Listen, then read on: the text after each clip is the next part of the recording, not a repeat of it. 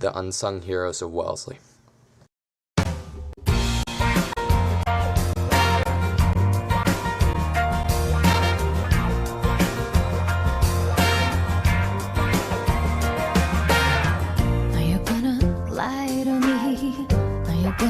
Just keep talking. Are you gonna fly to me? Are you gonna keep on walking? Is it just the way? Probably 2001. The first project I did was the bridge over Fuller Brook near the high school. I'm sorry, it's over Caroline Brook near the high school. If you walk to the high school, you walk over that bridge a lot off of between Forest Street and Payne Street. Peter Diana was the chairman of the project. He also worked on the project with an outside consultant and the DPW. So that was 2001 probably. I was always interested in animals. I went to school as a veterinary technician and lab animal tech, and I was working with animals, horses and veterinarians, and that's when they started a leash law. And my father was actually on the police department, so he told me they were going to be hiring somebody to do animal control, and I applied and got the job.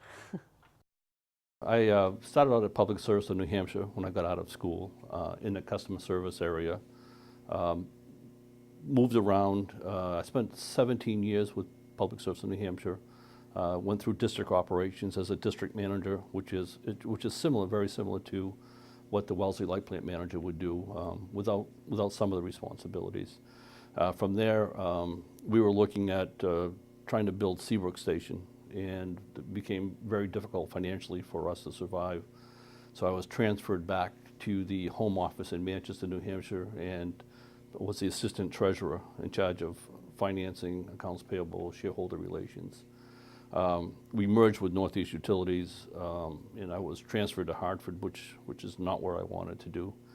So the former chief financial officer of public service in New Hampshire had started his own consulting company, and I went to work for him. And as part of one of our clients' consulting was to take over the chief financial officer's responsibilities at Vermont Electric. And so from there, you know, it was a nice experience, but I really wanted to be able to come back and be part of a team. Yeah. And I got that opportunity by coming to Wellesley. The gas station, that was 25 years ago. Wow. Well, that used to be a Getty. Citgo, actually, used to be a Citgo station before you born. And then 10 years later, become a Getty. And then 10 years later, and then, no, not 10 years later, 15 years later, I changed to Wellesley Gas. I started off here part-time on a grant from Northeastern in the foreign language department. And then I went part-time to Needham for 2 years and worked for the English director who I went to high school with. Then I came back here when there was a full-time position, and in the full-time position, I am now 30 years.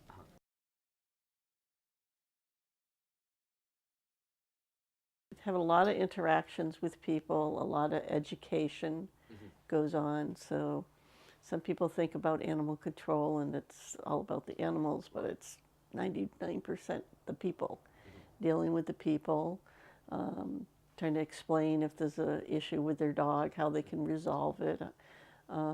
If it's wild animals, talking about humane solutions to wildlife problems. That we can't remove every single wildlife just so their cat can go outside. Same thing every day, like get up in the morning, come in, right, talk to the customer, right, find out what their problem, help them out. Every day, the same old thing. Yeah, emergency, people got a fat tire, we fix it. Or you know, your father very no good for the Subaru, call me and fix it. Things like that. Yeah, try to do the best I can to help everybody in Wellesley. Yeah. Once a month, you walk your trail, and you clean up little areas of trash. There's little pieces of brush, you throw them aside.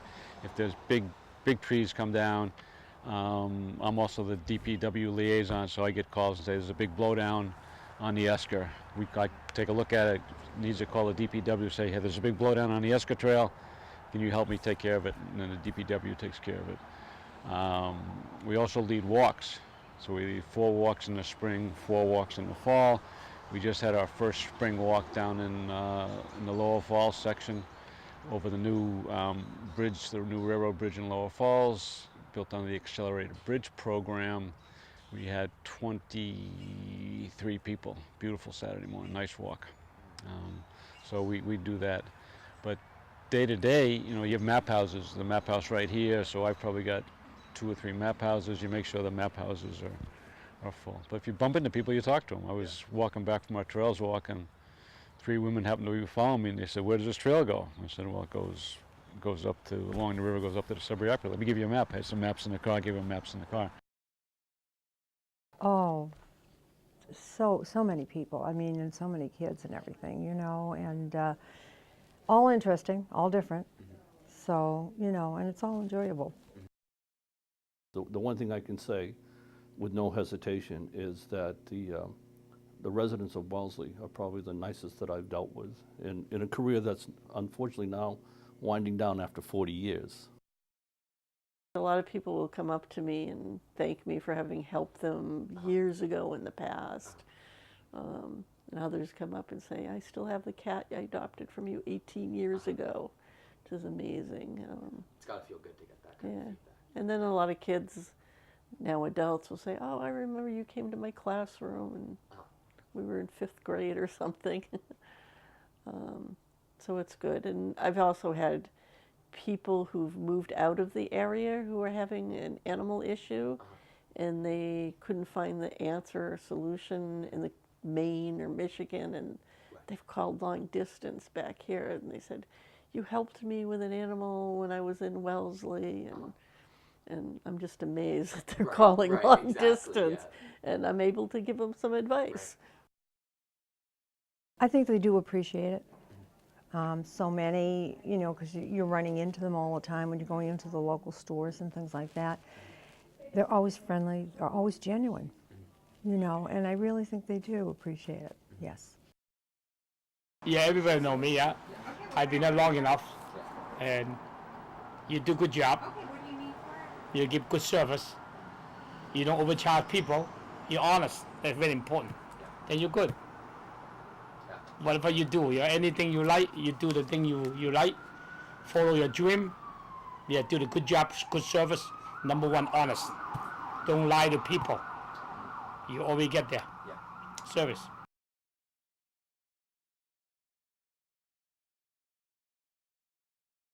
The Trails Committee was formed as the Bike and Pedestrian Task Force, and we really dropped bike a while. I think it was like 20 years ago, long before I got there. So when I came on in 10 years, 12 years ago, we just completed our first major project, which were the steps at Woodlawn.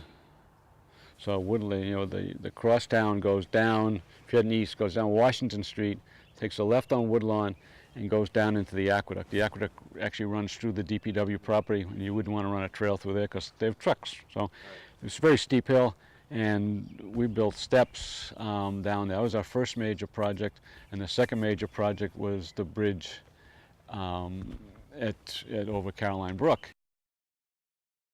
Well, you know, I think that they created that 1938 room, you know, and I think that was really wonderful because then it tied the old with the new, you know, and people can come in and view the different things that are in there and everything, you know. And people will come in that haven't seen the school for 30, 40 years and will come into the new school. And they're always amazed when they go into that room. So I think that kind of denotes that kind of thing. For a while, the number of dogs was like going down. We got the leash law, and people weren't getting dogs, and they were all into smaller dogs. And now we kind of see more bigger dogs, retrievers, showing up in town. And cats, nobody ever called about cats. But now I get more calls about cats. People will notice cats living in a dumpster or something and feeding them, and we'll call. And so we have a couple colonies that we've trapped, spayed, neutered, vaccinated, and released so the feeder can feed them, but they're not multiplying. And actually, over 20 years, there was a colony at Wellesley College that no longer exists because they died of old age. So fixing them does work. Well, you know what, I've been asked that question a lot. What's to miss? Yeah. Because it's the people Right. and the teachers and so on and so forth, and the people that you've been involved with and everything. And so we brought them all with us. I see a lot of fire chief changing. You know, or the fire chief, some retire, they hire somebody, some retire, a lot of generation. And a lot of older people sold the home out of Boston. You know, the kids go up and the school getting bigger and more young people moving here. It's getting better. Yeah, all the old police retire, or a lot of young police. My son's family's been here for 6 generations, so we've got numerous pictures of how it's evolved and everything. But I think people basically are you know, sometimes the same. There's an old Scottish saying, the more things change, the more they stay the same. I think the kindness and the interest of people remains. There are certain things that would stay, you know, the same, which is good.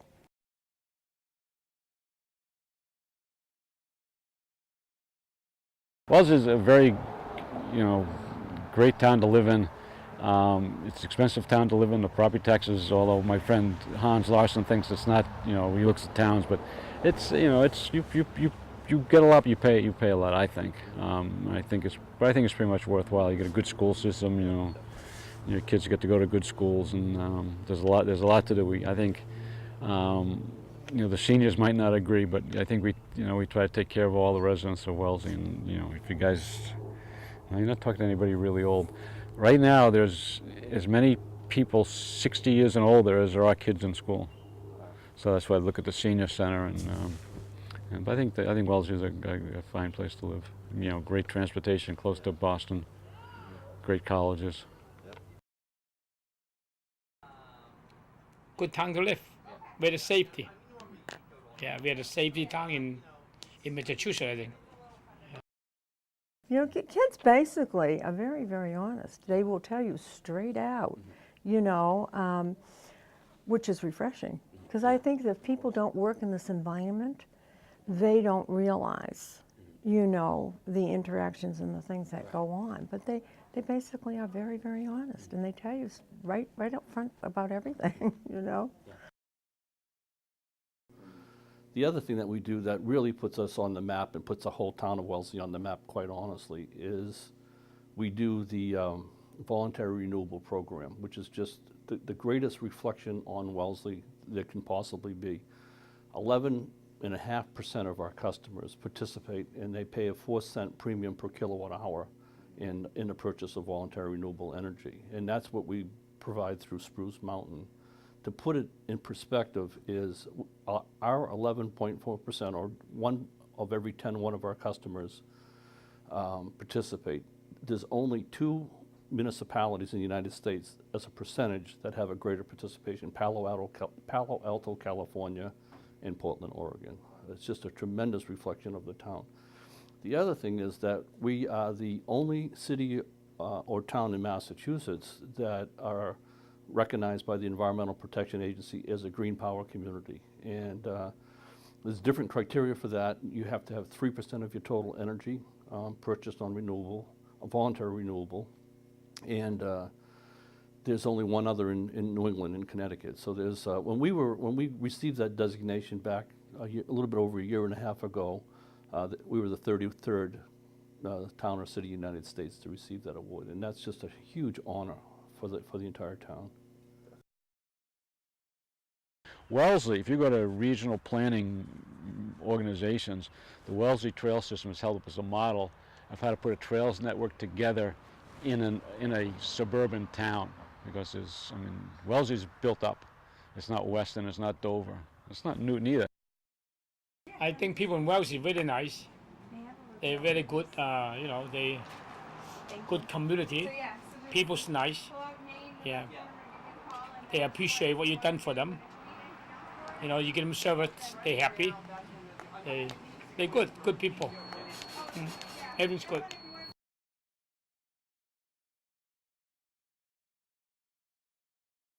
I like working with my dogs, training them for search and rescue, training other people with their dogs for search and rescue. And also, I started SPIN, Stray Pets in Need. So I like working with some of the volunteers and showing them, because it's mostly cats that are unclaimed, and showing them how to work with them, to socialize them, to get them more adoptable, change some of their bad behaviors, or get the shy ones to come out. So really working with people and showing them some techniques of which are going to end up helping the animals.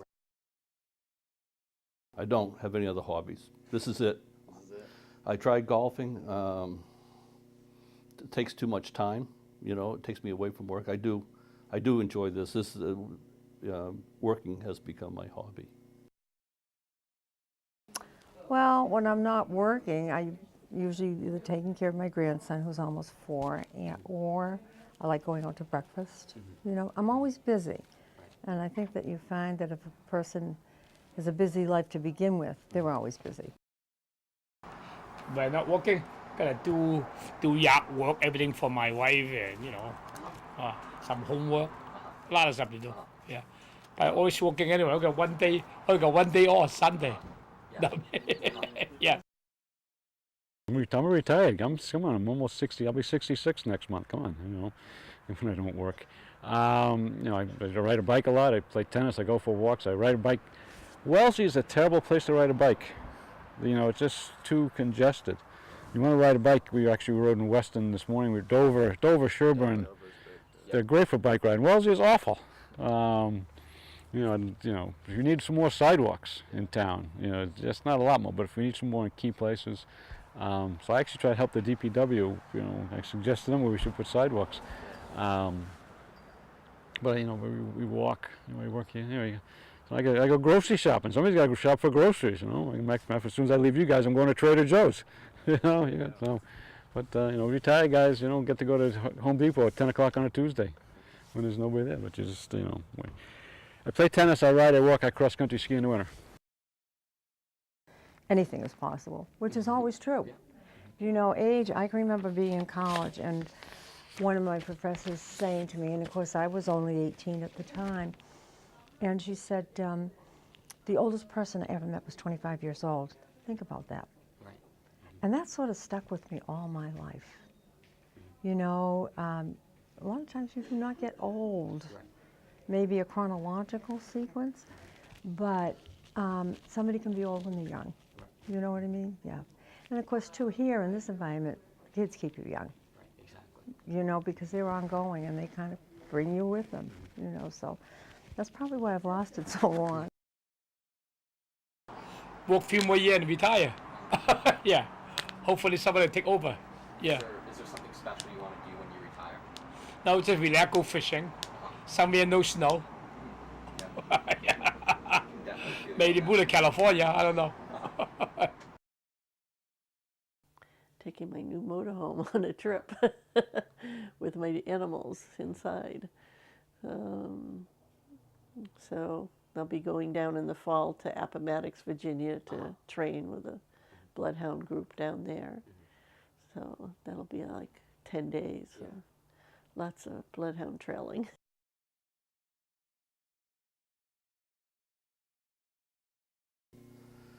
As part of one part of a team of a successful organization, and you know, I'm probably beating that one to death. But that really, when you look back, when you look forward to going to work every day, and working with not just customer service or the finance or the light board, but the line workers and the storekeepers and the substation.